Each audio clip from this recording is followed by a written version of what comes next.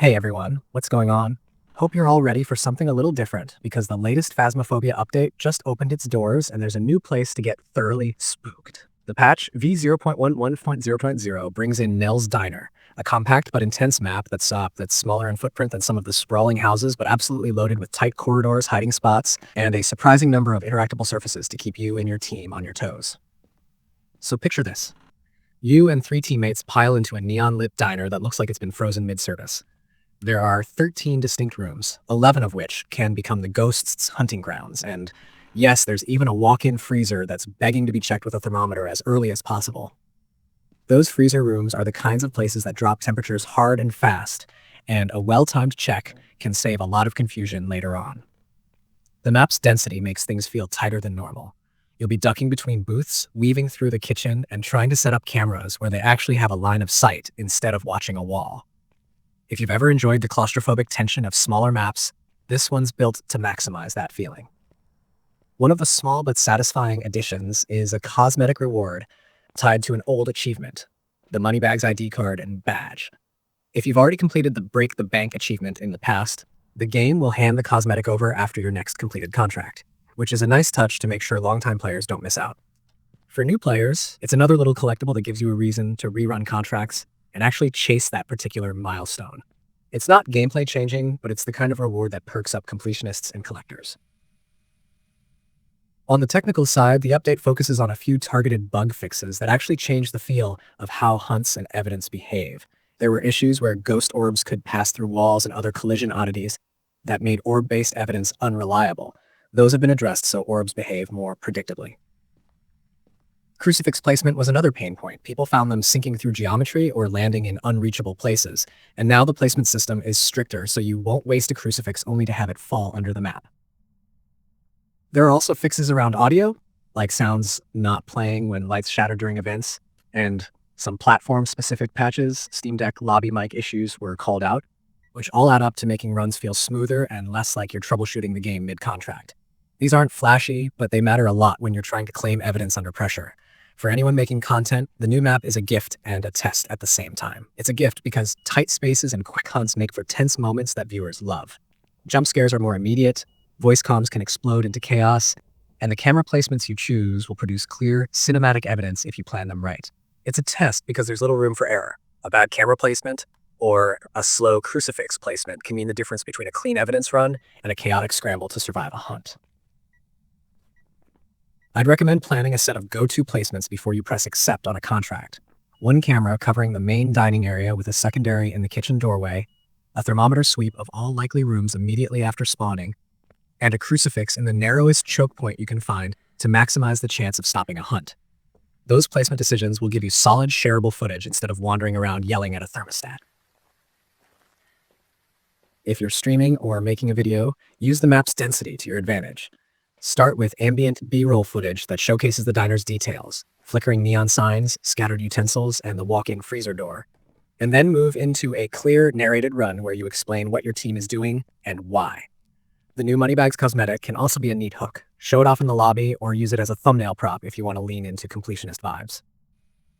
And because the map encourages close quarters engagement, be intentional about audio mixing. Keep player comms clear, lower game SFX slightly if shaky audio overlaps, and make sure the camera footage is front and center when orbs appear. Those choices make the difference between a memorable clip and a muddled one. Let's talk loadouts because this map nudges certain gear choices more than others. A thermometer is basically mandatory on that first sweep. Because rooms are small, a single thermometer can confirm multiple rooms quickly, and getting freezing temps in the freezer early can point you toward your primary evidence set. Cameras are extremely valuable here. 1 or 2 strategically placed cameras will catch orbs and movement that would be missed by line-of-sight checks. Don't forget the crucifix. The map's narrow corridors make a well-placed crucifix super effective at stopping hunts. Lastly, bring a sanity pill or 2 and plan safe zones.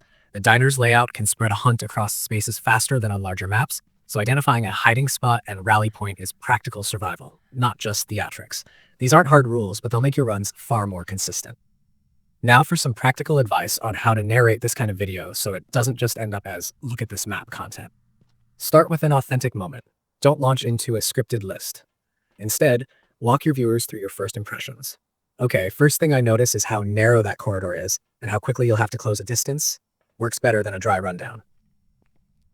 Keep sentences compact and descriptive. Talk about scent, lighting, and sound design, because those little sensory calls translate well to an audience who can't physically be in the room. Use short cliffhangers. Tease a camera placement that's about to pay off, and then deliver. People love anticipation followed by payoff, especially when the payoff is a clean orb or a perfectly timed crucifix save. Also, don't be afraid to show mistakes. If someone forgets to place a crucifix or misplaces a camera, it's content gold. Real reactions and recovery are what keep viewers engaged and make your channel feel relatable. There's also an angle around community reaction worth exploring. The rollout of a new map is always met with a mix of excitement and critique, and Phasmophobia's community is vocal about both. Some players are thrilled by fresh layouts and compact tactical gameplay. Others point out that after years of early access and ongoing requests for more accessibility and core system polish, a single map doesn't solve deeper issues. That tension is interesting to cover because it gives your viewers a larger context. Is this update a quick bite of content that keeps the lights on? Or is it a meaningful step toward the sort of steady content cadence players have been asking for? You can be fair by highlighting both sides. Show the map and the fixes, then shift into a brief on what players are saying in the Steam forums and on social platforms. That paints a fuller picture. If you want to get tactical in the video, plan a sequence that demonstrates evidence collection from start to finish on NELL'S DINER. Open with a quick lobby shot showing the Moneybags cosmetic if someone on your team has it, then move into the spawn, do a timed thermometer sweep, place cameras, mark the likely ghost room, and set a crucifix in the best choke. Capture an EVP recording and a camera orb moment, and then let the hunt happen with comms on. That's a compact, satisfying narrative arc that proves the map's design and gives you a natural way to show what changed with the fixes.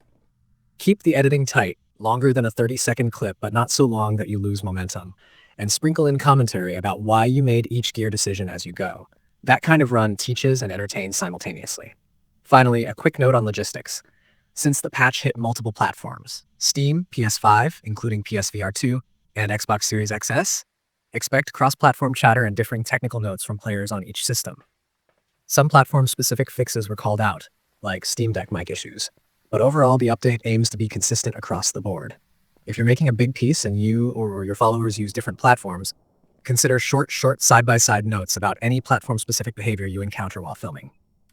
That helps viewers who play on consoles or handhelds know what to expect. All in all, NELL'S Diner is a small map with big opportunities. It's tight, tense, and built to create those heartbeat moments that make for great clips and strong viewer engagement. Use the cramped layout to plan your footage, lean into the new cosmetic for thumbnails, and focus your commentary on decision-making and real reactions rather than a dry checklist.